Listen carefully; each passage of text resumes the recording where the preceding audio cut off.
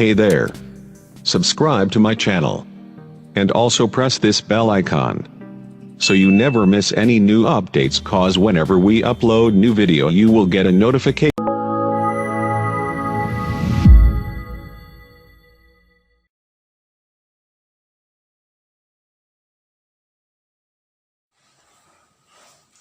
Hi students, say today in this class we are going to start a new chapter from the political science only, that is the union government. Okay, it means the central government. Okay, so in the previous classes we came to know about the constitution. Okay, how was the constitution framed and what were the reasons for that, and who were the leaders that formed the constitution. Okay, in this class we are going to learn about the union government. Okay. See, as you know all, our India is a secular democratic country and it is a socialist country. Okay? As well as India is a sovereign country. Sovereign means our country is an independent country. Okay? And it's a secular country. Secular means there is no religion which is declared to be the national religion in our country. Okay? All the religions are treated equally. That's why our country is called as the secular country.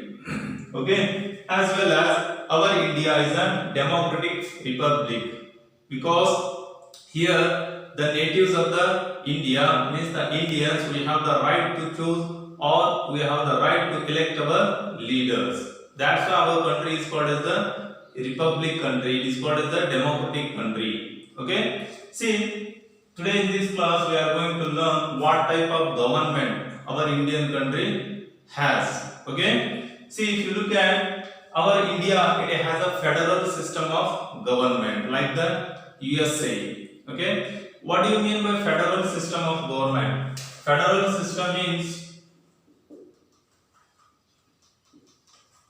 see,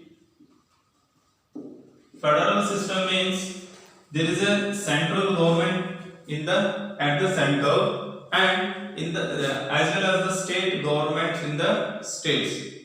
The federal system means there is a union government at the center and the state governments at each state. This system is called as the federal system. And our India, it has the parliamentary system of government. Our union system is like the parliamentary system. And there are totally 3 organs of the union government. So we will come to know about the 3 organs of the union government. Okay, this union government has 3 organs. Okay, see, the first organ of this is, okay, legislature. Okay, this is the first organ of the government. And the second organ is executive. It is the second organ of the union government. And the third organ of the union government is judiciary. Okay, these are the 3 organs of the union government. Okay, so in this class we are going to study the first one, that is the legislature. Okay, our Indian government, it has the legislature, means it has the parliamentary system of government. This legislature, it has the 2 houses. Okay, this legislature has the 2 houses. It has the 2 organs or the 2 houses. They are called as the Rajya Sabha and the Lok Sabha. Okay, say there are total 3 organs of the union government. Okay, legislature, executive and the judiciary. Okay, so in that the legislature has the 2 organs, that is the Rajya Sabha and the Lok Sabha. This Rajya Sabha is called as the upper house and this Lok Sabha is called as the lower house. Okay, it is called as the upper house.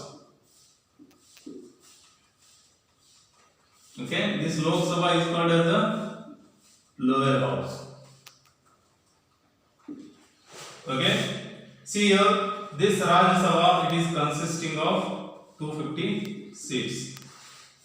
Okay, and this one is consisting of 545 seats. Okay, see this is the structure of the our union government.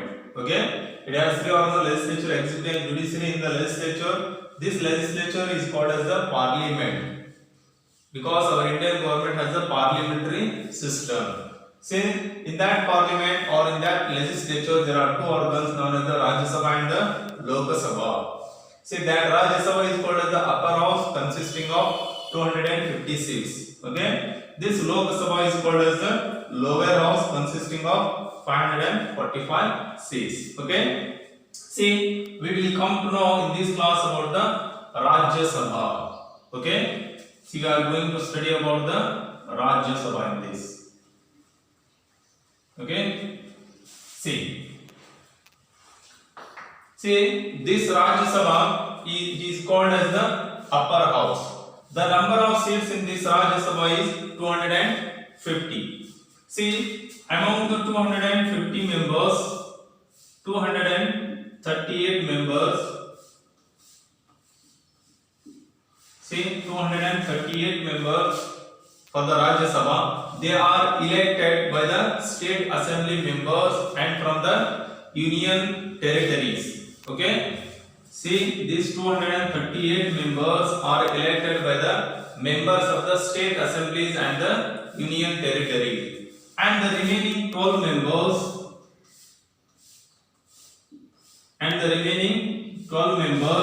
they are directly appointed by the president of the country. And who are these 12 people? Okay, these 12 members, they are the experts from the various fields like the literature, art, and from the field of the sports, and from the field of the social work. Okay, the president of the country will choose the experts from the such various fields. Such chosen experts, the 12 members, they are appointed as the members of the Rajya Sabha. Okay, see here, the total seat is 250 in the Rajya Sabha. 238 members are elected by the members of the state assemblies as well as the union territories. Okay, and remaining 12 members are appointed by the president of the country. And these 12 people are the experts from the various fields. Okay, and here if you come to know the term of office. Okay, the term of office, it means the term of office means their working period. It is 6 years. Okay, the term of office, it means the working years. It is their period is 6 years. Okay, for every 6 years, among the 250 members of the Rajya Sabha, for every second year, 1/3 of the members they retire. Okay, 1/3 of the members retire on every second year. Okay, see here, totally there are 250 members. Okay, the term of office of such members is 6 years. Okay, their working period is 6 years. Okay, see, on the completion of the 6 years, for every second year, 1/3 of the members will retire. For example, if there are totally 60 members, or I can take 250 members, 1/3 of the members, it means 83 or 84 members. 83 or 84 members, for every second year they will retire on the completion of their 6 years period. Okay, the remaining members will continue, and such 84 again the 84 new members are elected. Okay, again the 84 new members are elected. That's why this house is called as the permanent house. What is the house is called as the permanent house? Okay, I can write here permanent house. Okay, because for every second year only 1/3 of the members will retire. If you look at the Lok Sabha, what happens in the Lok Sabha? Completed after the end of the 5 years of period, completed the Lok Sabha dissolves. Okay, but here the case is not like that. Among the 250 members, only 1/3 of the members will retire for every second year, and such retired in the places of such retired member, again the new members are elected. Okay, such new members are elected by the members of the state assemblies as well as from the members of the union territories. Okay, see, that's why this house is called as the permanent house. Okay, see, let me look at the qualifications. Okay, the qualifications to become a member of Rajya Sabha. What are the qualifications for the members to become the Rajya Sabha members? Okay,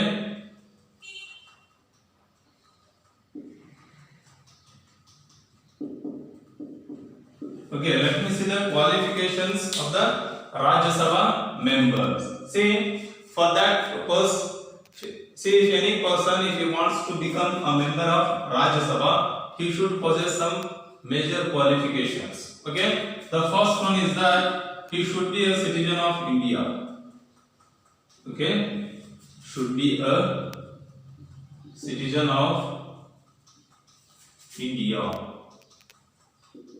Okay, a person who has got the citizenship of India, only such person is eligible to become a member of Rajya Sabha. If a person doesn't have the citizenship of India, he is not eligible to become a member of Rajya Sabha. Okay, the first qualification is he should be a citizen of India.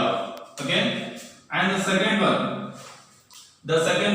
he should not have less than the, okay, should not be less than 30 years of age. Okay, say a person who wants to become the member of Rajya Sabha, he should not be less than the 30 years of age. The minimum age of that person should be 30 years. Okay, this is the second qualification. And if you look at the third qualification of the Rajya Sabha member, he should not have been punished under law. Okay, the third should not have been punished under law. Okay,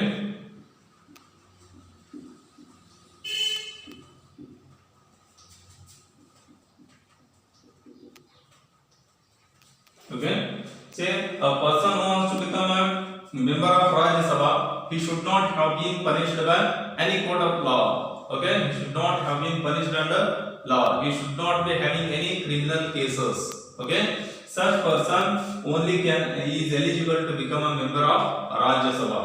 Okay, the fourth one, he should not have been the person of unsound mind.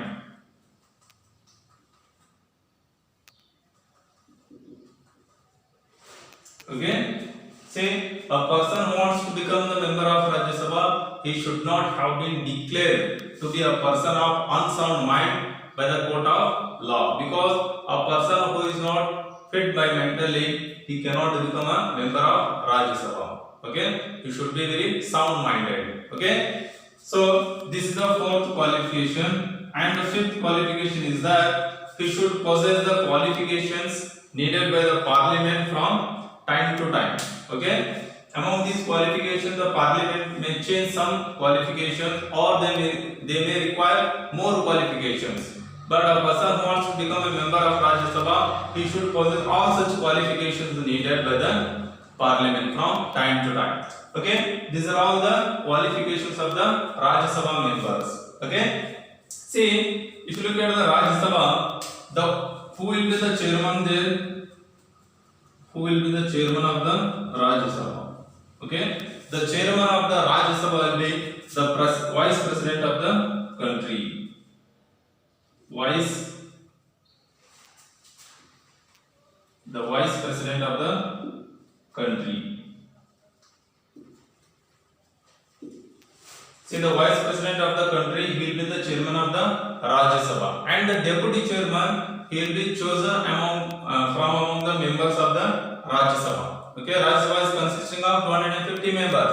Among all the members, they will choose a person to be their deputy chairman. Okay, the chairman will be the vice president, and the deputy chairman will be appointed or will be chosen among themselves. Okay, see, this is the structure of the union government, and there are three organs in that: legislature, executive, and judiciary. Legislature is consisting of two houses, that is Rajya Sabha means upper house, Lok Sabha lower house. And we came to know in this class about the structure of the Rajya Sabha, the number of seats, their qualifications, as well as their term of office, who is the chairman of that. Okay, say in the next class we are going to study about the lower house, that is the Lok Sabha. Okay.